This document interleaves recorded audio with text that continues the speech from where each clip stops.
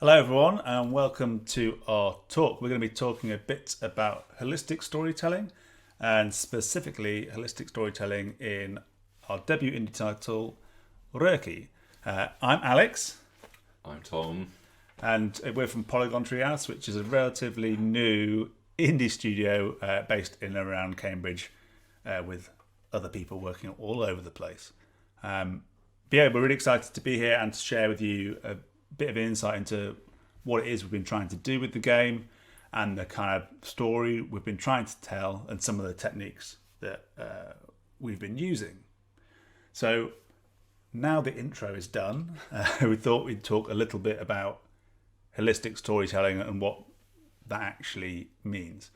So there's loads of different ways of telling stories, especially in games. You can tell a story without any dialogue. You can tell a story without any pictures. There's loads of different options. And I guess as a studio, our approach, we have the term holistic storytelling, which we coined to try and sum it up, whereas we try and take advantage of all the different things and elements that video games offer to try and make the most of the narrative experience and to really maximize the impact of the story for the player.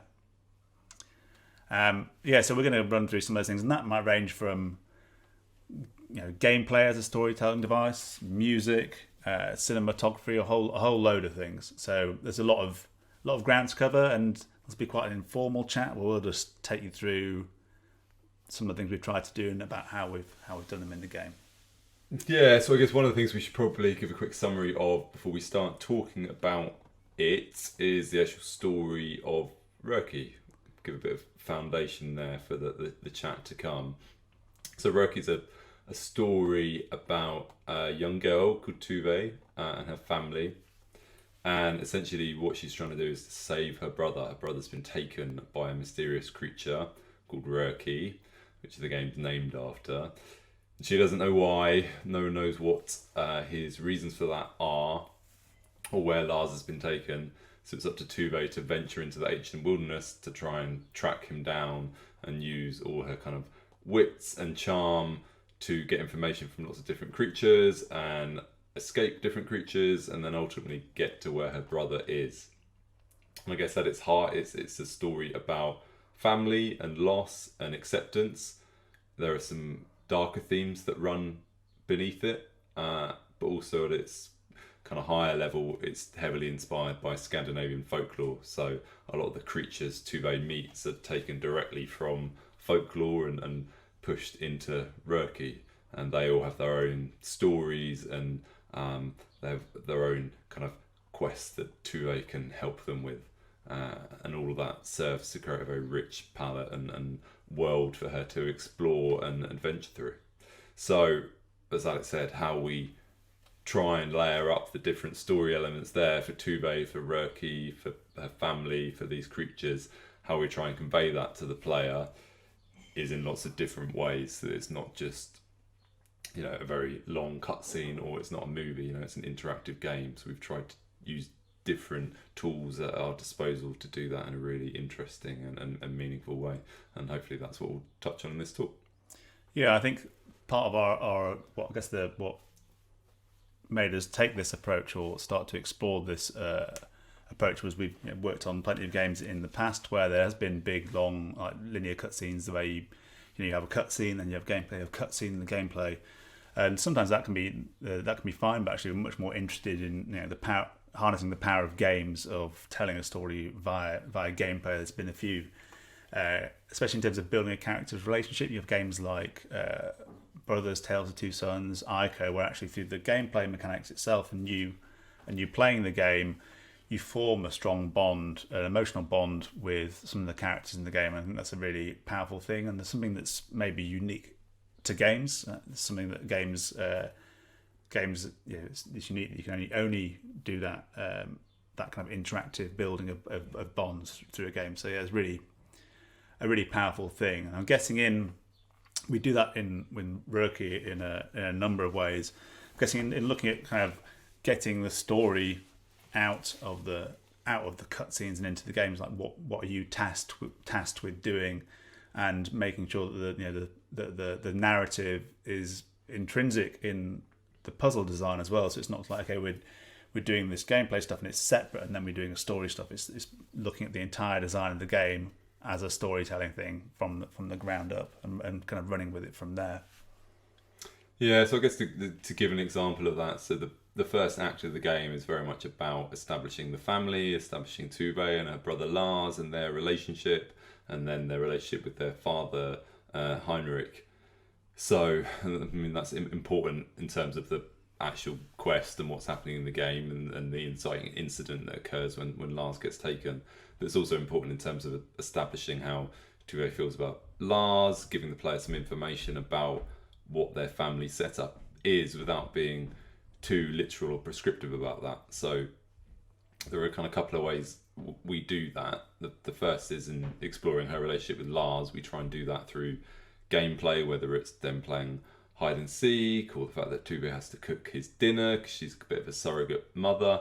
And these also serve to introduce the player to gameplay mechanics, but at the same time they're kind of softly giving some exposition and insight into what their everyday life is.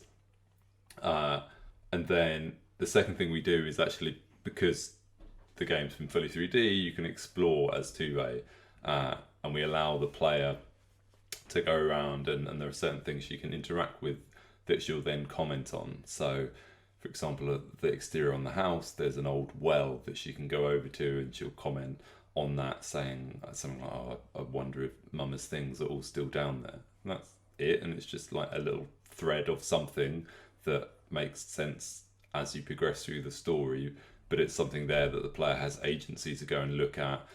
They interact with it themselves. They do it in a very active way, rather than us kind of pushing that information to them. It's there as like this soft exposition, and equally they can, ignore that, and there's no detriment to the story, but it's like these extra breadcrumbs of things that they can kind of slowly assimilate as they go through. And so the combination of that stuff, I think, actually makes a very effective way of telling a story without literally having to tell the story, if that makes sense. Yeah, it's like the player is an active part. They're playing an active role in the story and almost unearthing it for themselves, like a bit of a detective, and having some of those things where it generates some intrigue. If there's things that you encounter and you examine it early on in the game, it's like, oh, what does that mean? I don't quite. You can leave some mystery there, and then it makes it very satisfying when you find out the meaning and some of the connotations of those things later on in the game, and you get some resolution on the, what's been happening. But I think that it's almost like archaeological storytelling that people, when we've been showing the demo of the game, people they're piecing together little bits of information they're discovering for themselves. Right, they're going and examining things. They're building up a picture of the world and the lore for themselves, and that's quite a powerful way of telling a story that's pretty unique to video games. Having that, really building up that picture, and it's kind of nice because it means you start off with a lot of mystery and a lot of intrigue. And I'm a big fan of the From Software games, and obviously predominantly they are games about quite hardcore games about getting through all these exploring these cathedral cities, or and having big really super hard boss fights. But actually their archaeological storytelling is really interesting. How it doesn't really disrupt you in the world, doesn't really tell you very much about it, and allows you to explore, and gradually you build up this picture and a framework of what's going on. That's quite an exciting and satisfying way to tell a story, I think. Especially, I think, if stories in games become overly didactic, where it's like, okay, watch this cutscene, people tend to dial out a little bit. I think having the games that are the most powerful telling stories when they're doing it via gameplay. So that's kind of something we very much tried to embrace. And also, I'm guessing having gaps in the story as well. So like if you're uncovering these things as you're exploring, it also allows the possibility of narrative gaps, because different things will resonate with different people. And so having like narrative gaps and breathing space, so it's not just like a wall of story, having a chance for the player to kind of reflect on what's going on and maybe drawing parallels with their own experiences is an equally as important part. Because if you're in a piece of music, the piece of music can't be up at 11 being loud all the way through. You need to have that contrast within story as well, and that's a really important thing, to have those breathing spaces. That was something we looked at quite early on in development. Yeah, definitely. And I think some of that comes from actually layering all these things up as well. So it's not as though you're going from like story mode to gameplay mode back to story mode. It's like actually everything is slightly more seamless, and so you can have these kind of highs and lows and breathing points, as Alex said. But one of the other interesting things I think we discovered is that when you introduce characters to people, they will form opinions of them very quickly, even if they don't actually say that much, and that can be down to how they look, how they move, how they interact with the world around them. And so for us, like our first scene is Tuve and her brother Lars. Like, so getting the tone right there in their relationship and making sure you set it up in a way that allows you to go in the direction you need to go, I think is really important, and something actually like originally we started off and that I think made Lars too annoying, because we kind of wanted to reflect the fact that maybe he was a slightly full of life younger brother that Tuve loved, but was a bit like, oh, you're kind of a bit of a drag. But actually, like, it's an instant introduction to those characters. It just didn't make her come across very well, because the player's reaction to her was just like, oh, she's just like really aggy and just gets annoyed with this kid. So we dialed that back a bit and made their relationship just a bit more fun, and had aspects of that, but in a much gentler and softer way, so that you could kind of pick up on it a bit without it being kind of hammered home. And so I think those little things, and in terms of how the characters look as well, and making sure that people, you can project onto them, and that people don't immediately kind of push back against what you want them to be, I think is really important. Because the most interesting stories are where characters, perhaps their experiences take unexpected turns, or they have shades of grey to their personality, and that's why it's important, I think, to allow growth in characters, and make sure you don't start off in like, well, my perception is this, and it's then going to be very hard to shift me out of that box into something else. Yeah, and that's really true, and that kind of comes back to that holistic storytelling thing, because we could write the character in a certain way, or the dialogue that they're saying, but actually it's about everything. It's about how they animate, how they act. There's a whole load of things that are laid up to get to inform a character's performance. So it's trying to take a much more rounded approach. But it was very interesting what Tom was saying about shades of grey, and that being interesting. And that's very much something that we've tried to put into the game, and we've tried to, like, some of the relationships that we build up between Tuve and her family, we try and almost reflect in some of the monsters in the game and some of their relationships together. So I think there's interesting ways, and the game is a non-violent game. It's about using your brains to unlock paths deeper into the forest, but when you encounter monsters in the game, they are essentially like the puzzles themselves. And like in some games, you when you meet monsters, you try and stab them or shoot them or lop their heads off. In our game, when you meet a monster, it's almost about trying to understand what's bugging them, and maybe you can help them with their issues, and then they in turn, in kind, will unlock paths deeper into the forest. And some of the monsters are scarier than others. But again, that's a nice story structure, because a monster as a puzzle, there's something that's bugging them, that's linked to their story and what's going on with them. And then in helping them, you can help progress their story and resolve the conflict that they're experiencing, and opening up a path deeper into the forest to you. So actually, these monsters as puzzles is a really nice storytelling device in itself. It's not like there's the puzzle and then there's the story. It's all one thing. Yeah, and I think one of the things we really like, and as I touched on earlier, is because it's inspired by Scandinavian folklore, the notion of the story being told through the eyes of children. Tuve is like a teenager. She's a young woman, but she still has like aspects of childhood with her, and that allows her to see the world through slightly unprejudiced eyes. And so she's able to meet these creatures and kind of almost accept them at face value a bit more. That was something we directly took out of folklore. Like, often the heroes of those stories would be the children, because they were able to kind of summon courage or strength and make friends with unlikely allies that adults wouldn't have been able to do. We thought that was a really good starting point for this, and then actually you can then subvert some of that stuff. So it's not to say we've kind of removed all prejudice for the game, but instead we put that on perhaps how the monsters perceive Tuve instead. So it's flipped to their kind of prejudice against humans or men or girls or whatever. You can start to play with things a bit more in a more interesting way, because you've immediately kind of changed the rules from the start. So I think that's allowed for a much kind of richer experience. Yeah, no, totally. And it's been really interesting to see people's reactions to how we are telling the story in the game, and people really falling in love with monsters that would be quite scary, but obviously they've grown quite an emotional attachment to it. Again, a monster is not evil. There are shades of grey there, and why they're acting. And I think that depth there, we've tried to not have any like two-dimensional characters where it's just they're out and out bad, which just makes for a more interesting story. So I guess we'll talk about some of the other things that we layer up in terms of holistic storytelling. And one of the ones that's maybe underutilized in games is cinematography. And we tried to, I think one, because we want to make quite an accessible game that people can pick up and play, and so we didn't want to have a free cam, because some people can struggle with a free cam when they're playing a game. It's sometimes perceived as like everyone knows how to do that, but actually a lot of people don't and really struggle with that.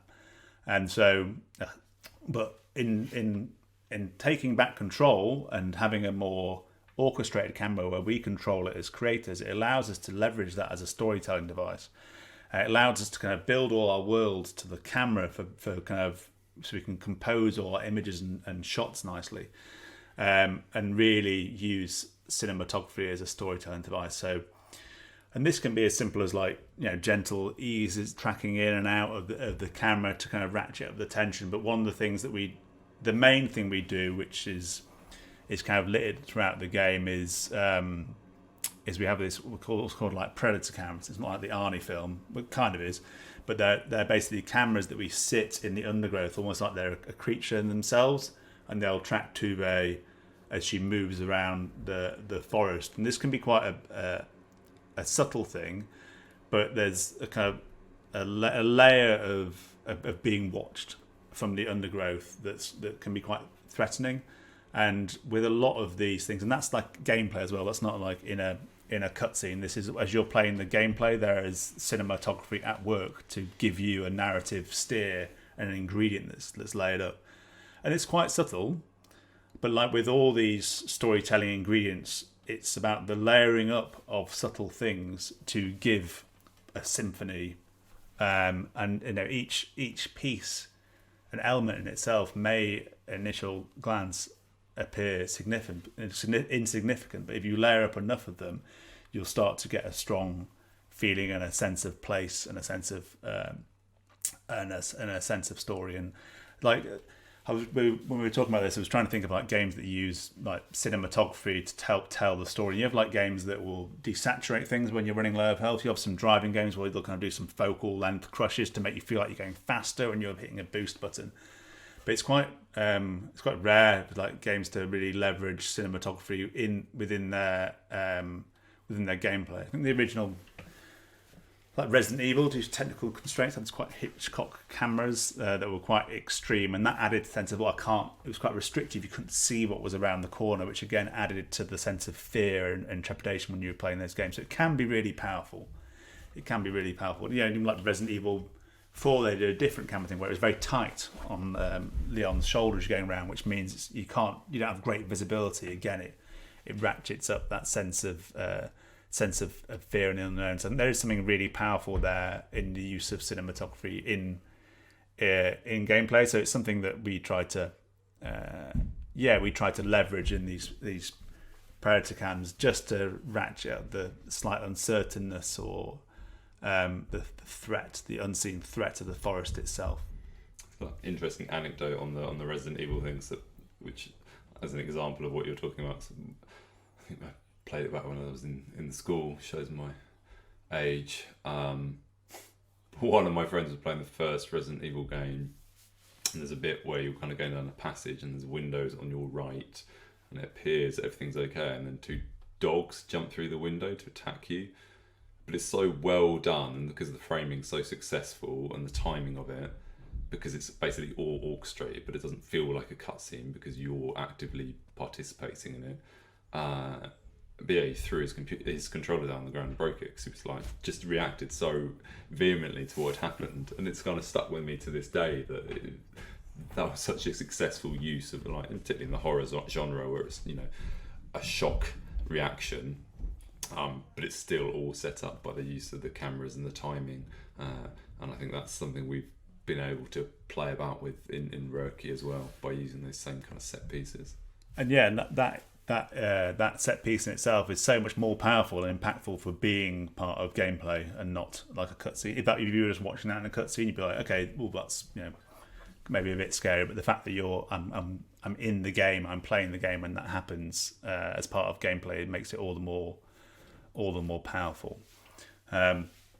Yeah, so that's a bit about the cinematography, and obviously another big aspect of storytelling, or another big ingredient in games, and one that is often, I wouldn't say overlooked, but maybe like left until later, is audio and music. And I think we've done a lot of made a lot of games before when we were at Sony, and I think we knew when we were going in how important audio was going to be, especially if we want to tell an emotional journey. So that was something we started a journey, and like looking for collaborators, we started off like pretty early on in the project,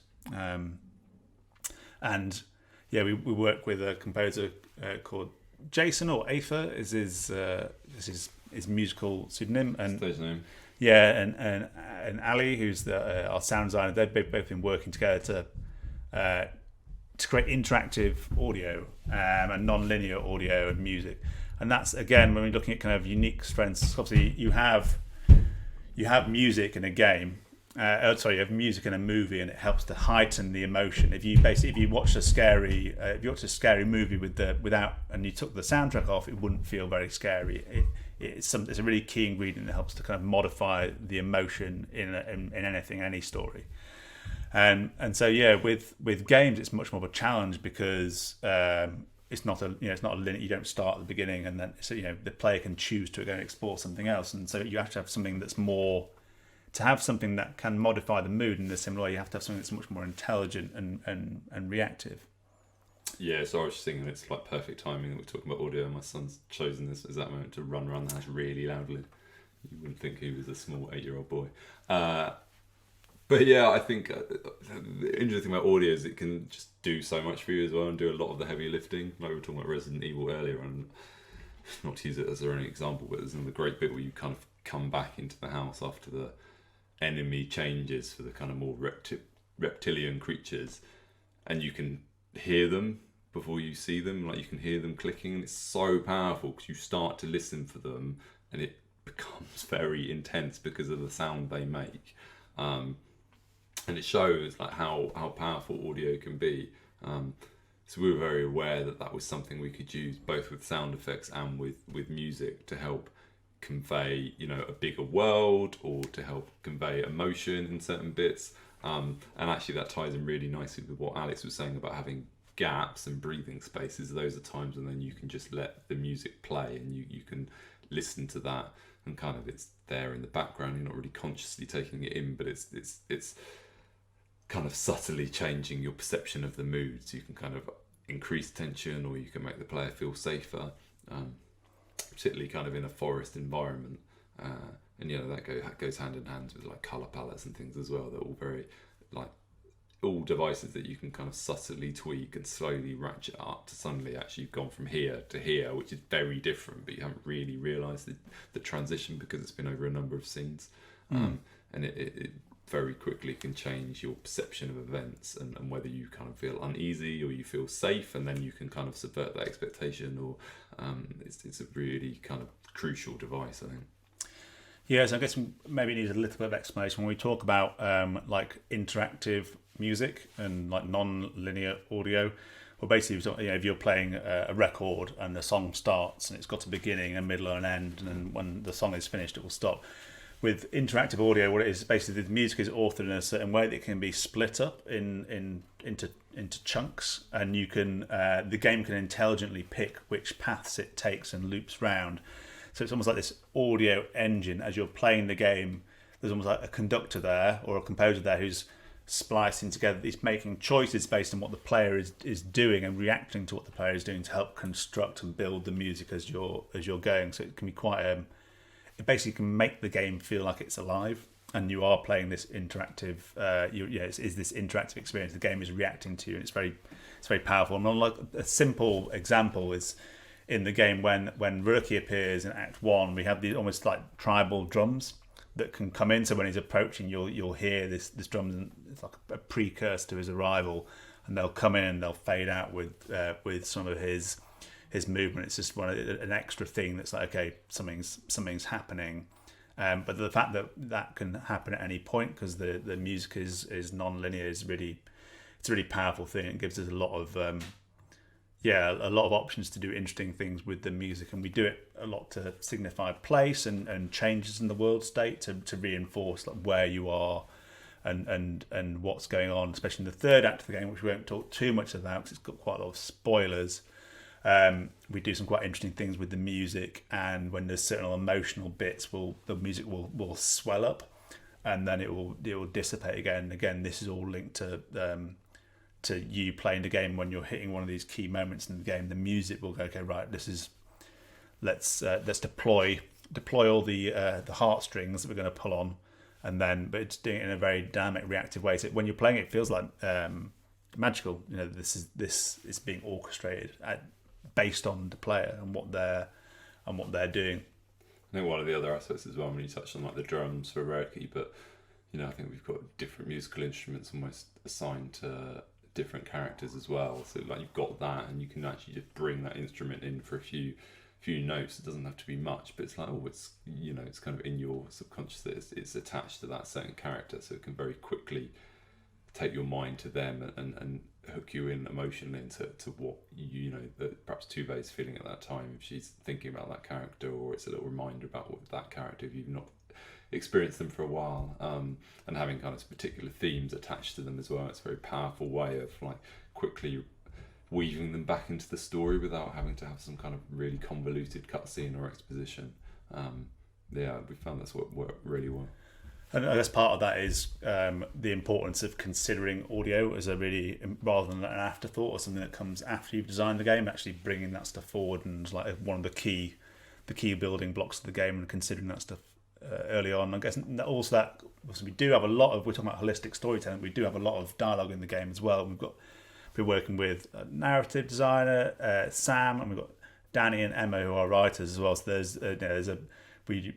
obviously the dialogue, you can make games without dialogue at all, but the dialogue was really important for us. It's not we're not saying the dialogue isn't important. Of course it is. It's a really important part, but what we're trying to emphasize is there's other things you can layer up to really emphasize and make the story sing. And I guess back to the dialogue and going back to the audio side, the other thing is that in the kind of emote library system that we have in the game, and the kind of the VO of when we have lines of dialogue, and how we use that to get more of a character performance. So as a brief overview, we have this emote library system where we've worked with some actors, and they make these emotive sounds. We tried doing full VO, but for us, like obviously everyone is different, and all this stuff is with the caveat of this is our process and what felt right for us, and it's not by all means the definitive way that people should be doing things.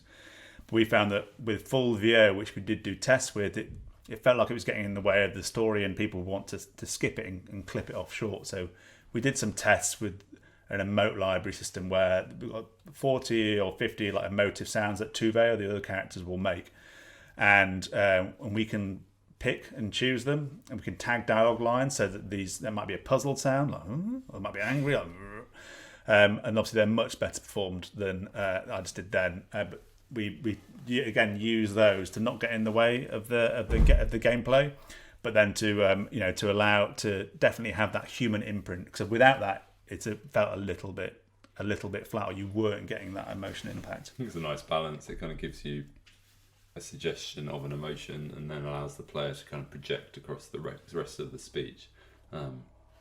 Otherwise you're relying on like really, really good performances, which is obviously achievable, but it's another, I think it puts a lot of pressure on that to deliver what you need, and actually doesn't allow for much flexibility. One of the things we were able to do in our system was actually go right close to the end with kind of rewrites. So there was a point we had to stop for localization, but we were able to, because we weren't recording the lines, we were able to kind of keep iteratively updating them. And I think one of the real strengths for that was that we were able to have, our core story that ran through, that hasn't changed dramatically since the start. But then there were like aspects of that we were able to kind of weave through into secondary characters, or there's this notion that like Tube calls Lars her little Tomte, which is the Tomte is a mythological creature, and like in folklore, he's like a house gnome that will come out and help you, and she might find one in the game, but she's kind of called him that from the start. But because she then enters this world of folklore and does actually start to find out about real Tomtes, there's this kind of overlap there that can cross-reference to her missing Lars, and they might feed back to her. So it just creates a much stronger link to this original narrative stream and gives it more weight and depth.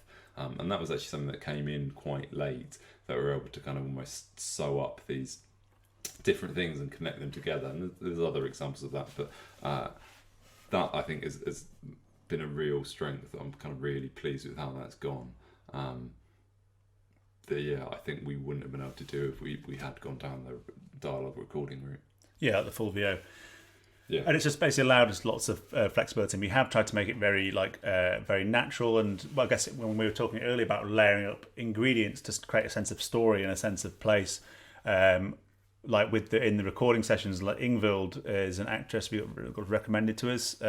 She plays Tube, and actually we did some tests early on with some of our Scandinavian friends to try and see that even without fully voiced lines, whether you'd get the subtle hint of their accents through these emotive sounds, and we definitely did. And so we've worked with Scandinavian actors to try and bring the game to life, which is it's about in itself not something that really clubs you over the head, but it's about layering up these different things in terms of like lighting, cinematography, audio, to create a strong sense of place. And for me, from like talking about the audio and the emotion library side of things, it's from the animation point of view, it's essential, because we put a lot of effort into our characters so they can have very expressive faces that can be read at a distance, because we can be quite dynamic with the camera, because everything's 3D. And so we really did lots of tests early on to make sure you could still read expressions when Tube was quite small. But no matter how much effort you put in as an animator to try and sell emotion, having the VO emotive sounds makes my life so much easier. It does a lot of the heavy lifting. It really humanises and softens the characters. So that was a really key part of bringing it to life. And we weren't sure what impact it would have. But I think when like Danny and Ali and me and Tom were in the remote recording session with Ingvild, we were just like, look, this is going to be really good.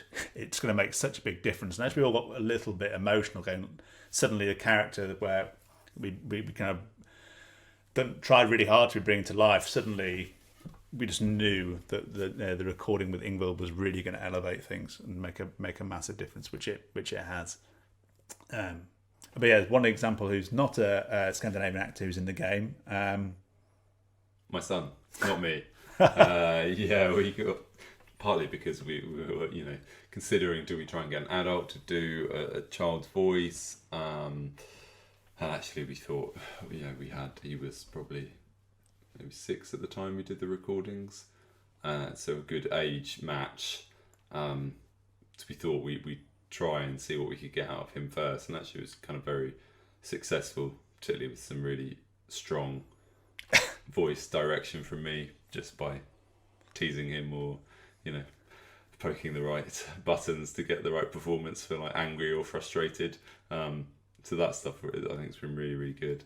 And again, bad dad. Bad dad, quite, because there was the actual suite of things we needed to create was not overwhelming.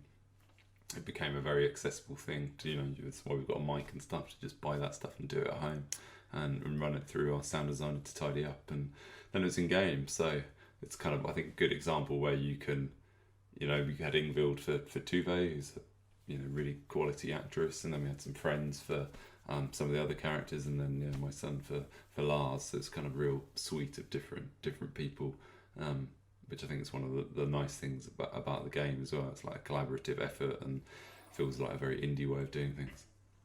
Yeah, totally. And I think I think the audio, so you've got the music side, you've got the VO Emote Library side. So it's really it's a really pivotal part of the project. And I think, like anything, if you stripped the audio out of the game, it would be like just be the bare bones, and you wouldn't have the emotional impact that we do. So it's a really important part. So yeah, if someone's thinking about making a narrative game, we do not underestimate the power of audio. So I guess in talking about voices, there's a segue smoothly. It's tricky one. Segue smoothly into talking about Tuve's journal. So obviously we have dialogue in the game. Dialogue lines that be the things that the character will say externally. But we also have a Tuve's journal in the game. So as you go into new areas, she'll scribble maps. It's very much like her journal and insight into her record of adventures. And this is used to help orientate the player in the world. It helps build up background lore, so another storytelling layer. It's kind of an optional layer. So we want to give players the option, if they want to dig into the background lore of the game, they can, but it's not something we force them to sit through, because different people want to play differently, right? And so when you meet new characters, having a journal entry that you can read through gives that optional storytelling layer to the player to engage with if they want to. It also allows us to help guide the player through puzzles and things like that. But the really powerful thing about it from a storytelling point of view is that it allows access to a different voice for Tuve. So the journal is like her inner thoughts, maybe the things that she wouldn't vocalize externally.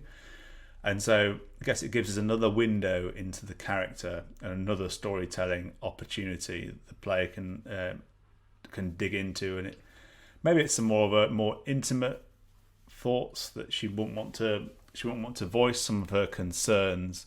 I think having that different aspect and window into what's going on with her just makes her more of a rounded character, I think, more believable. Yeah, definitely.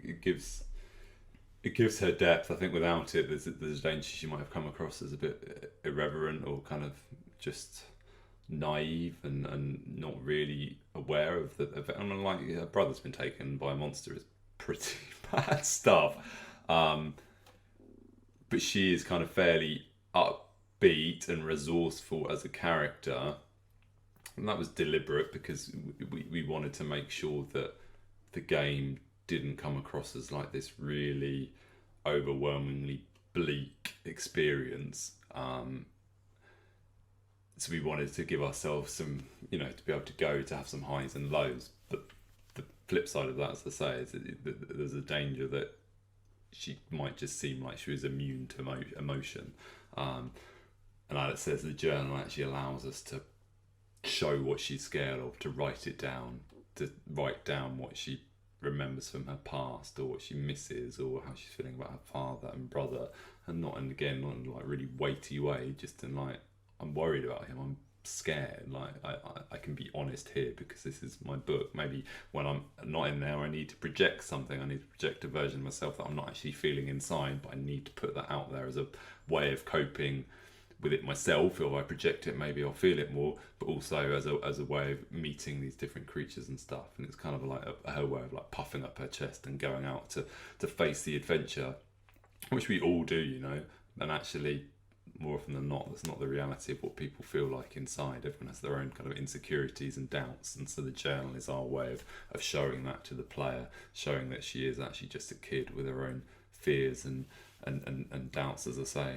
And actually, that I think that's been really powerful and really helped to flesh her out, as Alex says, and really make her a more rounded character. Yeah, it gives her a lot of depth. I'm guessing one thing we haven't spoken about yet in terms of like Tuve's fears, and we talked a bit at the start about storytelling through gameplay, and one thing we have spoken a little bit about is that at various points in the game, like key sections, Tuve will be forced to enter distorted memories from her past, and so we don't really front load the game with exposition. That's pretty dull.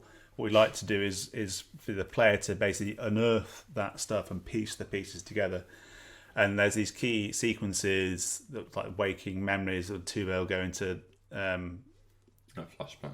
yeah, flashback. It's all quite Alice in Wonderland. It's all quite distorted, but it allows you to look at perceptions that she had of things that had happened, but do it in quite and confront some of these memories and come to terms with them. And there's a certain amount of acceptance there of her realizing, what actually happened. But doing that stuff through gameplay, and they're quite magical, where everyday objects can become large and enchanting.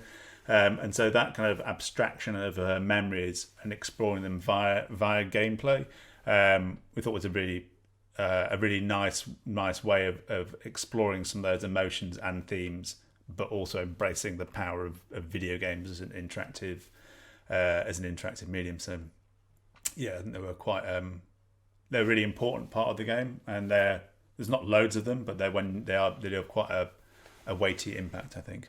Yeah, there's kind of four key memories, and they are. I think there's a few aspects to them that make them, I think make them work well, in that you have this sense of Tuve's past and that something bad has happened and you don't know what it is, but that's potentially quite a difficult thing to entwine with the normal story. So having these separate almost flashbacks that she goes into, it allows for a degree of separation. So it's like, okay, well, now this bit, the majority of the game is her proactively trying to get to her brother and save him, but these bits are very much about her and her own kind of reconciliation with her past and the trauma essentially that happened to her when she was quite young that has caused her to create false memories. It's about her going back and working through them to find out what the truth was, and then taking that truth and owning it and becoming stronger through it. And that's kind of really important for her own kind of self-growth. And you experience it all as the player, so you're kind of there with her, proactively exploring these memories. And I think that helps you kind of really empathise with her situation, helps you engage with what she's trying to do, and it helps you actually be there when you're solving them and working out what's gone awry and what the truth is. And I think it's a far more powerful way, and that's something that you can only really do in games. So for us to kind of use all those tools at our disposal, we were like, well, it'd be such a waste to not do something like that. And yeah, I think it's been really successful.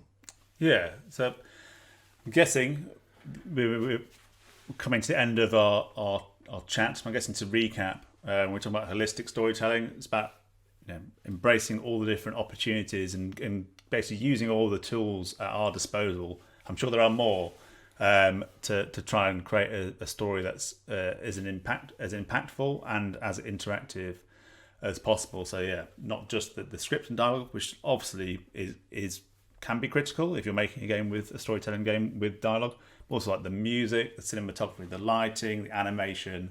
There's all loads of elements that can be layered up to make a really impactful full story, and that's our studio ethos. Obviously, there are other people have different approaches, which is what makes the variety available in indie games so wonderful. So yeah, we'll probably wrap things up there. If you'd like to find out more about the studio and the game, so the game is out now on Steam and GOG. It's coming shortly to Switch, and our studio Twitter account is @PolyTreehouse. If you'd like to follow us, we give a lot of updates there. But yeah, thank you very much for listening, and hopefully you found it interesting. But if you have any questions about the talk, yeah, ping us. Get in touch. Awesome. Thank you. Day, evening, night, wherever you are. One of them. Cheers. Bye.